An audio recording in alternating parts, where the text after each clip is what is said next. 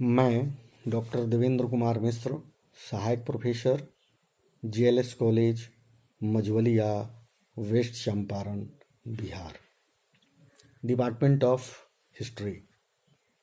कल हमने अशोक के जन्म से लेकर उसके राज्य के विषय पर आप सबों से हमने चर्चा किया था और उनके युद्ध अपने कौशल, अपने प्रशासनिक क्षमता के आधार पर उसके पिता बिंदुसार द्वारा उसे कम उम्र में ही उसे राजपाट दे दिया गया और उसने अपने साम्राज्य का काफ़ी विस्तार किया। सम्राट अशोक एक महान सम्राट थे, यह आप सभी जानते हैं। सम्राट अशोक का साम्राज्य दूर दूर तक फैला हुआ था। सम्राट अशोक की राजधानी पाटलिपुत्र थी। इन सब बातों पर हमने आप लोगों से चर्चा किया है और आज हम कलिंगा युद्ध के विषय में आप लोगों से वार्तालाप करेंगे। तकरीबन 261 ईसा पूर्व में भारतीय इतिहास के सबसे शक्तिशाली और ताकतवर योद्धा सम्राट अशोक ने अपनी मौर्य साम्राज्य का विस्तार करने के लिए कलिंग ये कलिंग कहाँ है? ये है ओडिशा में, राज्य में आक्रमण कर दिया और उसके खिलाफ एक विध्वंसकारी युद्ध की घोषणा कर दी। आप जानते हैं कि उड़ीसा के कलिंगा में जब अशोक ने आक्रमण किया, युद्ध की घोषणा की और उसके खिलाफ एक बड़ी युद्ध की घोषणा की। इस भीषण युद्ध में करीब 1 लाख लोगों की बेरहमी से हत्या कर दी गई। कितने लोगों की? 1 लाख लोगों की इस युद्ध में एक साथ मार दिया गया। मरने वाले में सबसे ज़्यादा संख्या सैनिकों की थी। क्या थी? वो कलिंगा के मरने वाले लोगों की संख्या में सबसे ज़्यादा सैनिकों की संख्या थी। इसके साथ ही इस युद्ध में करीब 1.5 लाख लोग बुरी तरह से घायल भी हुए थे। इस तरह सम्राट अशोक कलिंगा पर अपना कब्जा जमाने वाले मौर्य वंश के सबसे पहले शासक बन गए। कलिंगा पर अपना शासन जमाने वाले मौर्य साम्राज्य के पहले शासक सम्राट अशोक बन गए, जो उस पर अपना कब्जा कर लिए। लेकिन इस युद्ध में हुए भारी रक्तपात ने उन्हें हिला के रख दिया। इतनी व्यापक पैमाने पर लोगों की हत्या हुई, इतने ज्यादा लोग वहां मारे गए और इतने लोग वहां पर घायल हुए। उस दृश्य को देखकर सम्राट अशोक को ही अंदर से हिला के रख दिया। सम्राट अशोक का उसके बाद एक हृदय परिवर्तन होता है और इस युद्ध के बाद जो रक्त बहता है उसको देख कर उनके अंदर से एक हृदय परिवर्तन होता है। और कलिंगा युद्ध के विध्वंसकारी युद्ध में कई सैनिक, महिलाएं और मासूम बच्चों की मौत एवं रोते बिलखते परिवारों को देख सम्राट अशोक का हृदय परिवर्तन हो गया। इसके बाद सम्राट अशोक ने सोचा कि यह सब लालच का दुष्परिणाम है। अगर हम लालच नहीं करते, उस राज्य को अपने अंदर मिलाने की कोशिश नहीं करते, तो इतनी बड़ी पैमाने पर हत्याएं नहीं होती। इन सब बातों को सोचने के साथ साथ उन्होंने अपने जीवन में फिर से कभी युद्ध न लड़ने का एक संकल्प लिया। क्या किया कि अब इसके बाद हम कोई युद्ध नहीं लड़ेंगे। 263 ईस्वी पूर्व में मौर्य वंश के शासक सम्राट अशोक ने धर्म परिवर्तन का मन बना लिया था। उन्होंने बौद्ध धर्म अपना लिया।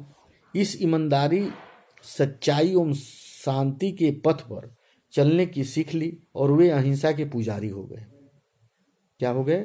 इतने बड़े युद्ध करने वाले, इतने रणकौशल में माहिर, युद्ध में माहिर व्यक्ति सम्राट, वो अब यह प्रण करता है कि अब मैं हिंसा नहीं करूंगा और अहिंसा को अपनाऊंगा। उसके बाद सम्राट अशोक क्या करते हैं कि वो बौद्ध धर्म को अपनाते हैं और बौद्ध धर्म के प्रचारक के रूप में अपने आप को आगे की तरफ लेकर बढ़ते हैं। बौद्ध धर्म अपनाने के बाद सम्राट अशोक एक महान शासक एवं धर्मपरायण योद्धा के रूप में सामने आए। इसके बाद उन्होंने अपने मौर्य साम्राज्य के सभी लोगों को अहिंसा का मार्ग अपनाने और भलाई कामों में काम करने की सलाह दी और उन्होंने खुद भी कई लोकहित काम किए। साथ ही उन्होंने शिकार और पशु हत्या करना पूरी तरह छोड़ दिया। जो पहले बहुत शिकार करते थे, युद्ध करते थे, वो सारी बातें उन्होंने छोड़ दिया। ब्राह्मणों को उन्होंने खुलकर दान देना शुरू किया, कई गरीबों और असहायों की सेवा की। इसके साथ ही जरूरतमंदों के इलाज के लिए अस्पताल खोला एवं सड़कों का निर्माण कराया।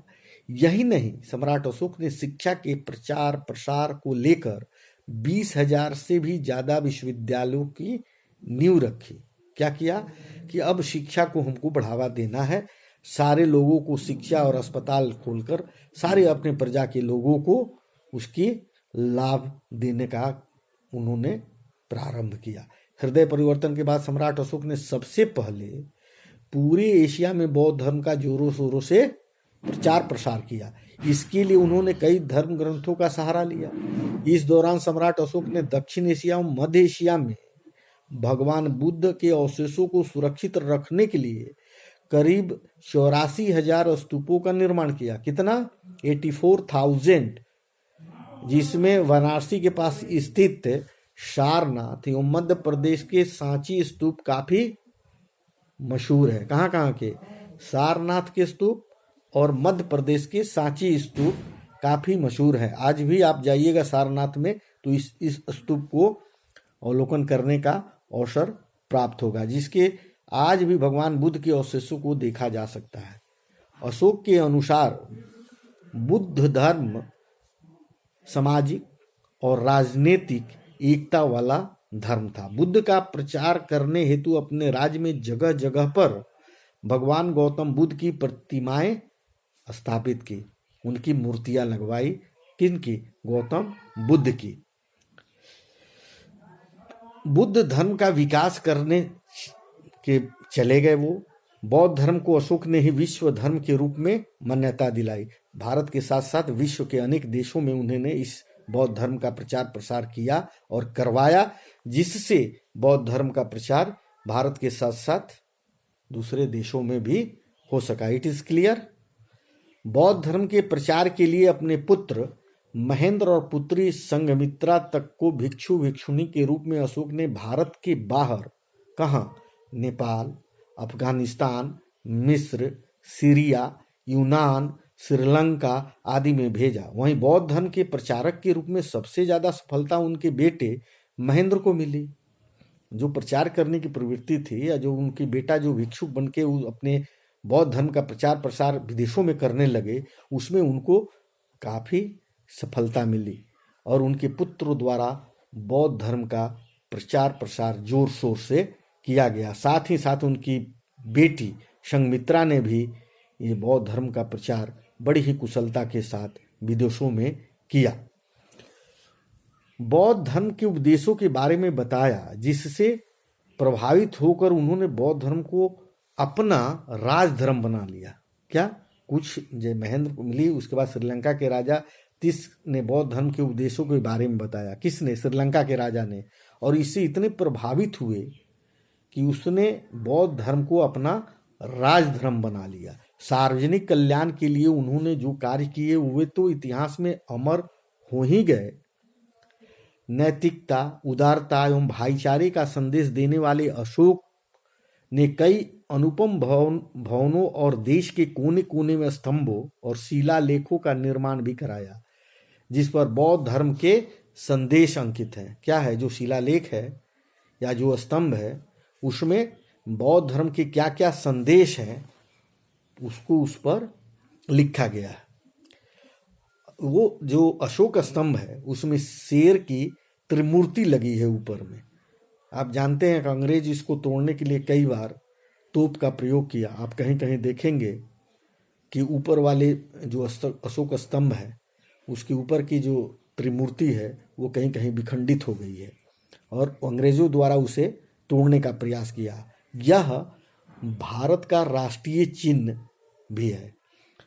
क्या है? अशोक चक्र तथा शेरों की त्रिमूर्ति भी अशोक महान की ही देन है, जो आज भारत का वो सिंबल है। ये कृतियां अशोक निर्मित स्तंभों और स्तूपों पर अंकित है। सम्राट अशोक का अशोक चक्र जैसे धर्म चक्र भी कहा जाता है। आज वह हमें भारतीय गणराज्य के तिरंगे के बीचों बीच भी दिखाई देता है। क्या जो चक्र होता है अशोक चक्र। त्रिमूर्ति सारनाथ वाराणसी के बौद्ध स्तूप के स्तंभों पर निर्मित शिला मूर्तियों की प्रतिकृति है। भारतीय इतिहास के महान योद्धा सम्राट अशोक ने अपने आप को कुशल प्रशासक सिद्ध करते हुए बेहद स्थापित करते हुए शासक काल में देश के विज्ञान तकनीकी के साथ साथ चिकित्सा शास्त्र मेडिकल में भी काफी तरक्की की। उन्होंने धर्म पर इतना जोर दिया कि प्रजा ईमानदारी और सच्चाई के रास्ते पर चलने लगी। क्या उसके जो विज्ञान पर जो जोर दिया गया, जो तकनीकी अपनाई गई, उससे प्रजा इतनी काफी प्रभावित हुई कि सारी प्रजा ईमानदारी और सच्चाई की तरफ चलने लगी। चोरी और लूटपाट की घटनाएं बिल्कुल बंद हो गई। इतने लोग ईमानदार हो गए कि उस समय करीब करीब ये चोरी और लूटपाट की घटनाएं बिल्कुल रुक गई। अशोक घोर मानवतावादी थे। वह रात दिन जनता की भलाई के लिए काम किया करते थे। आज भी वही फर्ज है। जितनी भी सरकारें हैं वो चाहती हैं कि हम अच्छे से अच्छे जन कल्याणकारी योजनाएं लाएं, जिससे हमारे राज्य में रहने वाले जनता का भला हो सके। प्राय ऐसा हो नहीं पा रहा है, अभी तक उसमें काफ़ी कमी है। इसे मैं उन सब बातों पर नहीं जाना चाहता, लेकिन उस समय सम्राट अशोक द्वारा प्रजा की भलाई के लिए, जनता की भलाई के लिए शिक्षा, स्वास्थ्य, इन सब चीज़ों पर काफ़ी ध्यान दिया। और धर्म के प्रति कितनी आस्था थी इसका अनुमान इसी से लगाया जा सकता है। वो बिना 1000 ब्राह्मणों को भोजन कराए स्वयं कुछ नहीं खाते थे। अब ऊपर आपको हमने पहले भी बताया कि वो ब्राह्मणों का दान देना शुरू किए थे। कलिंग युद्ध अशोक के जीवन का आखिरी युद्ध था, जिससे उसका जीवन ही बदल के रख दिया। कलिंग युद्ध जो था वो महान सम्राट अशोक के जीवन को एक रूप से हिंसा के तरफ से मोड़ के अहिंसा की तरफ ला दिया, और उसके पश्चात उसने कोई भी तरह का शिकार करने से अपने आप को रोका, किसी तरह के युद्ध नहीं करने का प्रण लिया। सम्राट अशोक के बारे में कुछ ऐसे तथ्य हैं जो अशोक के नाम को अशोक और अर्थ दर्द रहित और चिंता मुक्त होता है। अपने आदेश पत्र में उन्हें प्रियदर्शी एवं दीवान पीर कहा जाता है। बहुत सारे किताबों में सम्राट अशोक की बातें लिखी गई। उसमें सम्राट अशोक की कई पत्नियां थी, लेकिन सिर्फ महारानी देवी का ही उनके रानी माना गया था। भारतीय इतिहास में अद्वितीय शासक अशोक ने लोगों को शिक्षा के महत्व को समझाया और इसका जमकर प्रचार प्रसार किया। आपको बता दें कि उन्होंने अपने जीवन काल में 20 से ज्यादा विश्वविद्यालय की स्थापना की। मौर्य वंश में 40 साल के सबसे लंबे समय तक शासन करने वाले सम्राट अशोक ही एकमात्र शासक थे। मौर्य शासन में सबसे अधिक समय तक शासन करने वाले सम्राट महान अशोक ही थे। महान शासक अशोक चिन्ह आज के गौरवमयी भारत को दर्शाता है। सम्राट अशोक के द्वारा बौद्ध धर्म के पूरे विश्व में प्रचार प्रसार करने और भगवान बुद्ध के उपदेशों को लोगों तक पहुंचाने के लिए उन्होंने बौद्ध धर्म के प्रचारक के रूप में भी जाना जाता है। उनको बौद्ध धर्म के प्रचारक भी माना जाता है। सम्राट अशोक ने अपने सिद्धांतों को धम्म नाम दिया था। उन्होंने जो सिद्धांत बनाया था, आगे उस पर भी एक हम आपसे वार्तालाप करेंगे। अशोक का धम्म क्या है, उस पर भी एक व्याख्यान आप लोगों के समक्ष में लाऊंगा। और ये प्रश्न करीब करीब परीक्षाओं में बार बार पूछी भी जाती है। सम्राट अशोक जैसा महान शासक शायद ही इतिहास में कोई दूसरा हो। वे एक आकाश में चमकने वाले तारे की तरह हैं, जो हमेशा चमकता ही रहता है। भारतीय इतिहास का यही चमकता तारा सम्राट अशोक है। एक विजेता, एक दार्शनिक तथा प्रजापालक शासक के रूप में उनका नाम हमेशा हमेशा के लिए अमर है। उन्होंने जो त्याग एवं कार्य किए, वैसा इतिहास में दूसरा कोई नहीं कर सका। सम्राट अशोक एक आदर्श सम्राट थे। इतिहास में अगर हम देखें तो उनके जैसा निडर सम्राट न कभी हुआ और न कभी होगा। उन्होंने अपने मौर्य साम्राज्य पर कभी कोई विपत्ति आने ही नहीं दी। सम्राट अशोक ने करीब 40 सालों तक मौर्य वंश का शासन संभाला। कितने सालों तक? 40 वर्ष। इट इज क्लियर, 40 वर्ष तक सम्राट अशोक ने शासन किया। करीब आप जानते हैं प्राचीन की कुछ ऐसी बातें हैं जो इतिहासकारों द्वारा स्पष्ट रूप से नहीं कही गई है, फिर भी करीब 232 ईसा पूर्व के आसपास उनकी मौत हो गई। ऐसा माना जाता है कि सम्राट अशोक की मृत्यु के बाद, जब सम्राट अशोक की मृत्यु हो गई, उसके बाद मौर्य वंश का साम्राज्य करीब सिर्फ 50 वर्षों तक चला। विश्व इतिहास में अशोक महान एक अतुलनीय चरित्र है। इसकी तुलना अन्य से करना ही बड़ा कठिन है। उनके जैसा ऐतिहासिक पात्र अन्य दुर्लभ है। भारतीय इतिहास के प्रकाशवान तारे के रूप में वे सदैव जगमगाता रहेगा और हमेशा सम्राट अशोक का आदर के साथ नाम लिया जाएगा और उनके महान कर्तव्यों को याद किया जाएगा। और उन्होंने जो शिक्षा के लिए, स्वास्थ्य के लिए, धर्म के प्रति उन्होंने जो अपनी अभिरुचि दिखाई, उसे सदैव याद किया जाएगा। और इसी सब कार्यों के बदौलत अशोक सम्राट को महान सम्राट अशोक कहा जाता है और इन्हीं के चलते सम्राट अशोक महान बने। धन्यवाद।